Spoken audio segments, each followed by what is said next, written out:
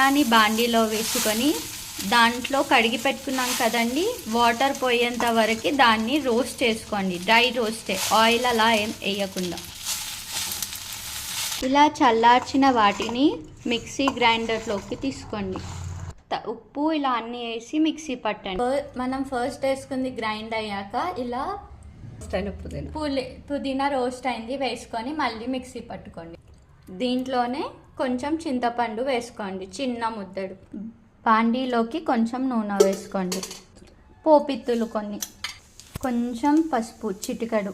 Stove off చేసుకొని ఇంతకుముందు mix చేసుకున్న పేస్ట్ని, పుదీనా పేస్ట్ని ఇందులో వేసుకొని తాలింపు వేసుకోవడమే.